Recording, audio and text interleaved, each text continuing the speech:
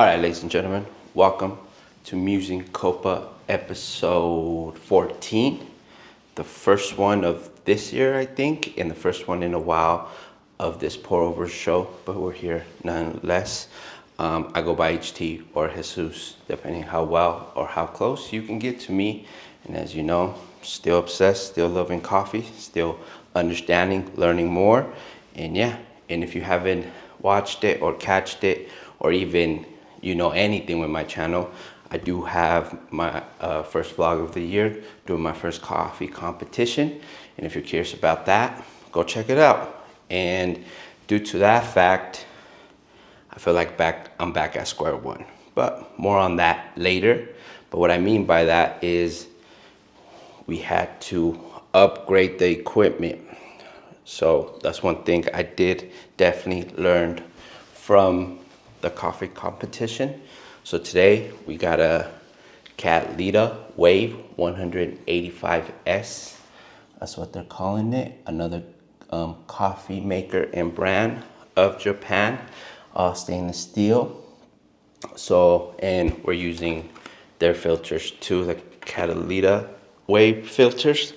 So the point of this, and what I've been seeing and why is getting popular and probably works, is because so the filter helps the water flow freely.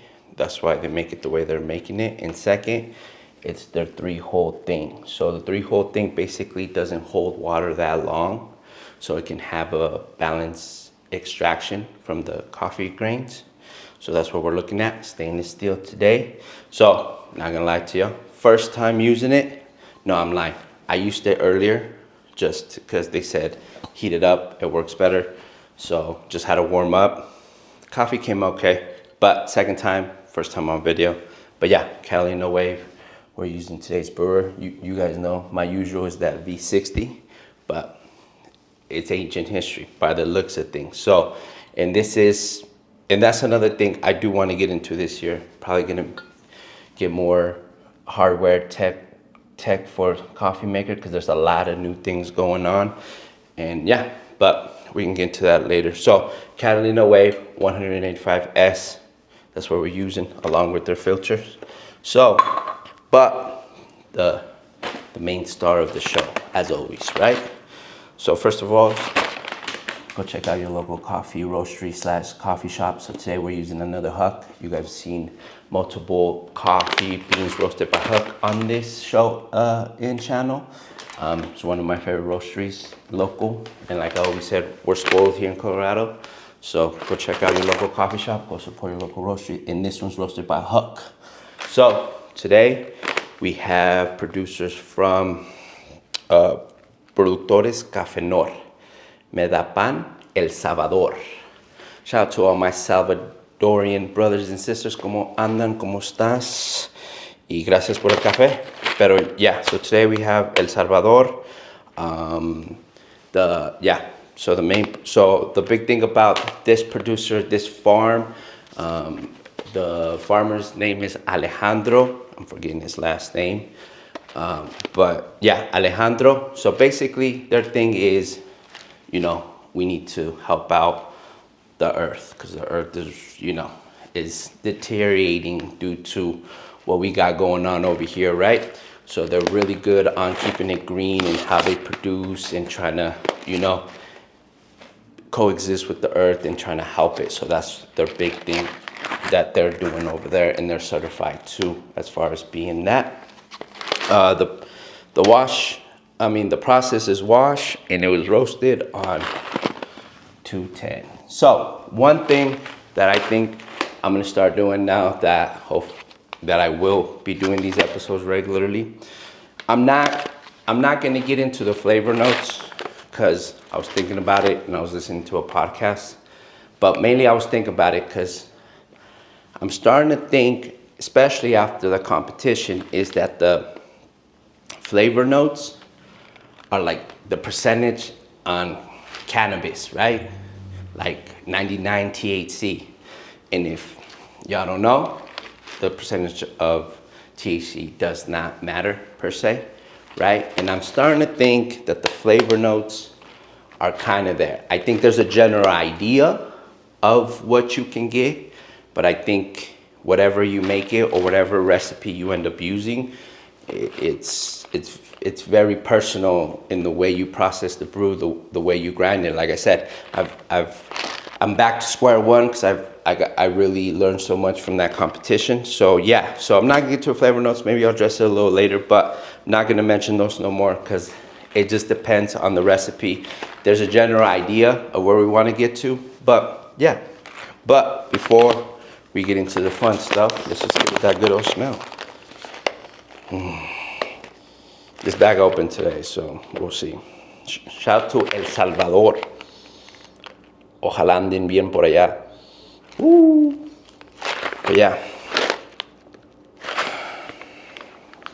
It's gonna be interesting. And then, yeah, so let's get into it. So today's recipe, we are using 32 grams of the coffee bean grinded like fine, almost like sand, a little corrosive. That's another thing that I'm trying to improve myself, hopefully, because as it seems, the way you grind the bean is very important and it will affect the extraction, like every big step, but that's one of the first steps. So we're looking at a medium grind, table salt kind of feel, if you want an example. We're doing 32 grams of grinded beans that we already grinded, and we're doing about 480 milliliters of water. So yeah, so let's get it. Hopefully everybody's doing good. Whew, I love making coffee at nighttime, not gonna lie to you. I think nighttime's probably just my favorite time to do anything, really. I know shit don't work like that, but mine, it is, especially making coffee. So, make sure you subscribe. Make sure you want to talk shit in the comments, go ahead and do it. If you want to talk nice, go ahead and do it too. I welcome it all. But if this is your first video of me, go check out the other episodes of Mussing Cuppa. Like I said, this is episode 14. And it just continues to get better because I'm learning more and we're adjusting. The equipment's getting better. Oh, look, we finally got a damn scale. I was eyeballing it for the longest. So now we're just really being technical with that. So we're gonna go ahead and wet the filter up before we put the grinds in there.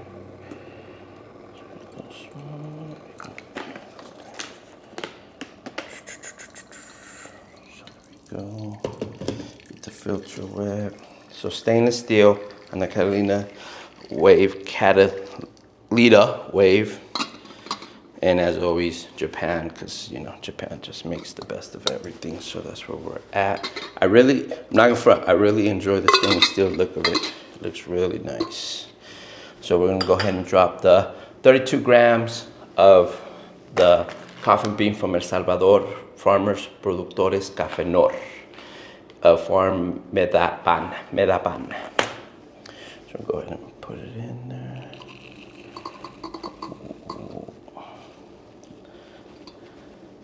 And then another thing that I learned, and I kind of knew this, right? Especially in general kitchens, right? Gotta keep the station clean. So I dropped a little bit of beans.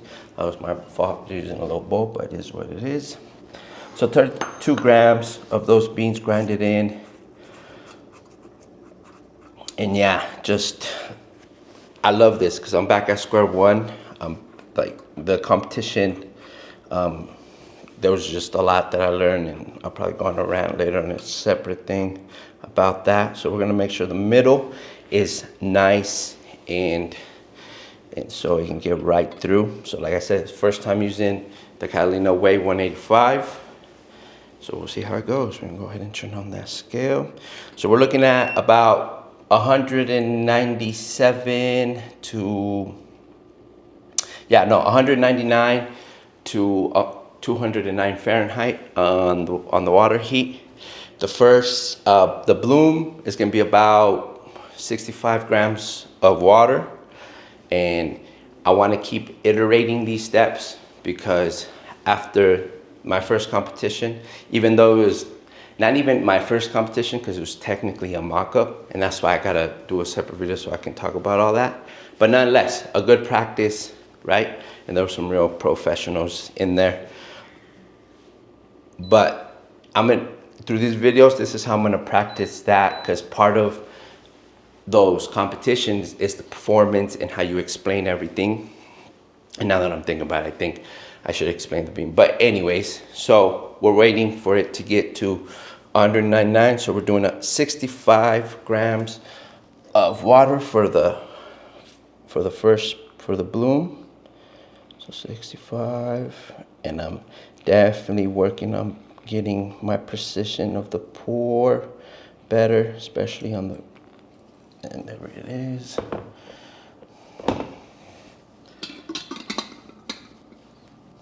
All right, so 65 for the first bloom, and then we're doing about 220 grams for the second pour.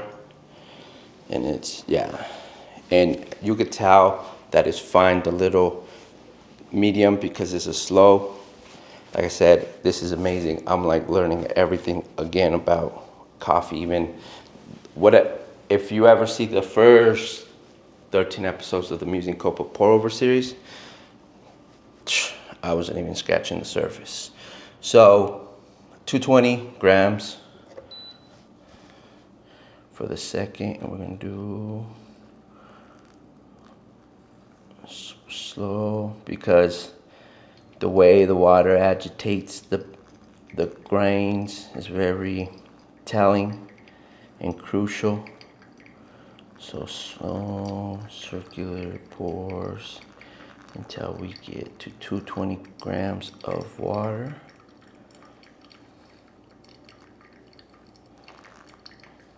Ooh, I wish I could smell this. 220.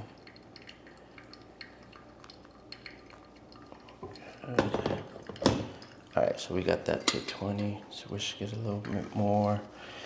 And then we're doing 2 more pours. We're doing a 360 grams after this one. And afterwards, we're doing the final pour of 480 grams total for today's recipe and pour over.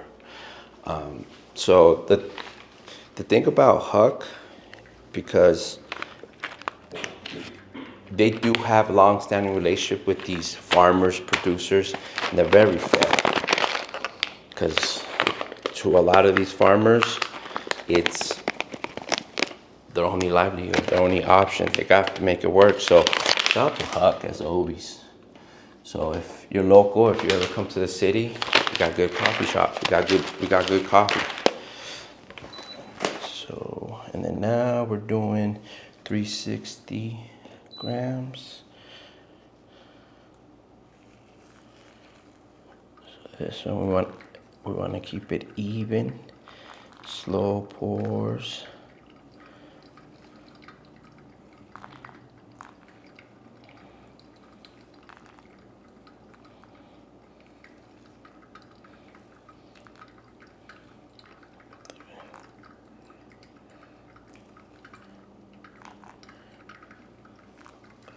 There it is. So that was the 360 grams.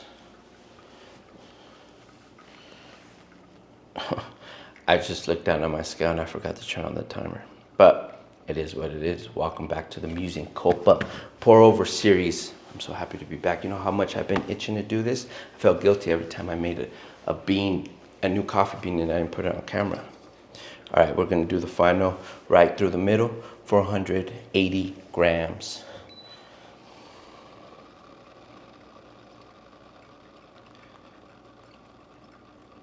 So right through the middle.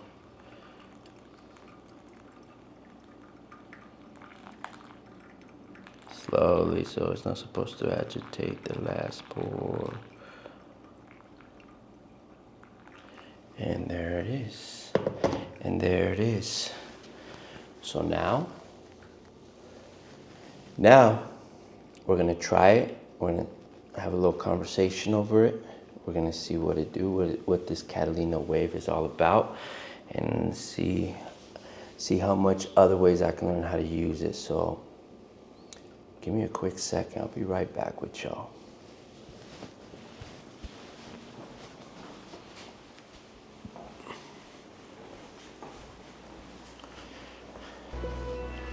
All right, ladies and gentlemen, welcome back to episode 14. You just got done watching the making and pour over process of being roasted by Huck from El Salvador. Productores Cafenor. So like I said before I made the coffee, they're big on keeping it eco-friendly with the earth, and they're big on making sure that the people actually doing the dirty work are getting their money. They're big on that. And that's how you know Huck is some respectable to support, especially local. Y ojalá todos en El Salvador estén bien. Gracias por el café. But yeah, so now on this part, we're gonna go ahead and see what the taste is like. This is not how they officially try coffee or what they call a cupping, but this is what we're doing after the pour over. We're definitely having a conversation about it and seeing what's good. So let's go. Should be a little cooled down because it took me a little minute just to get the setup.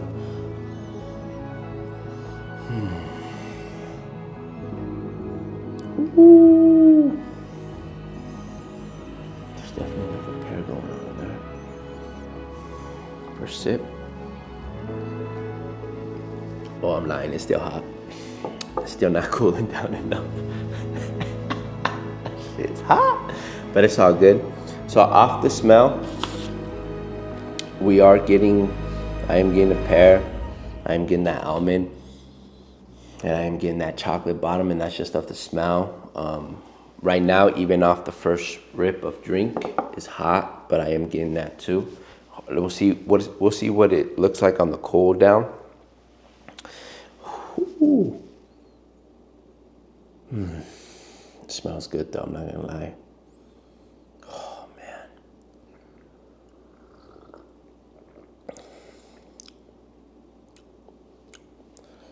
So cacao, definitely, pear.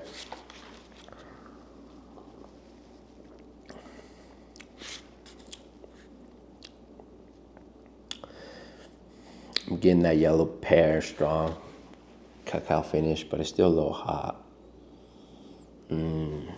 It's delicious though, I'm not gonna lie.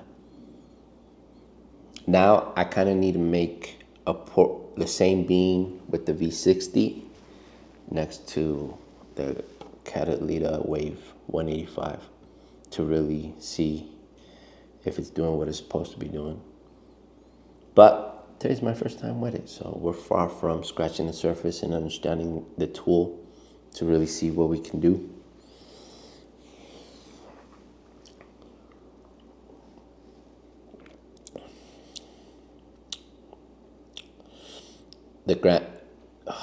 Yeah. So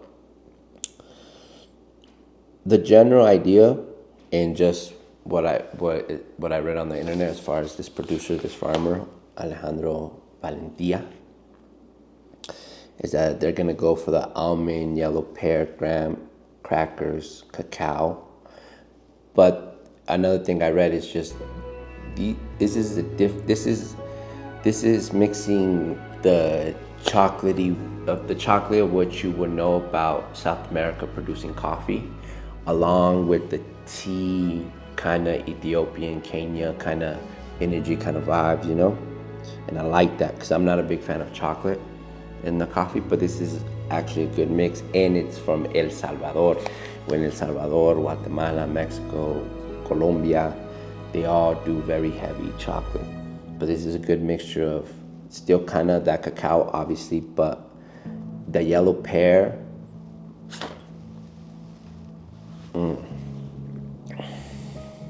Oh, yep. There's a motherfucking graham crackers, bruh. Woo! Yeah, on the cool down, that's where they're at. The graham crackers, and it hits the cacao just nice. Oh man.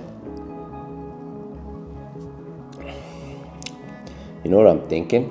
I'm thinking because of the stainless steel, that thing keeps the thing harder than it would do on the V60, because the V60 was glass.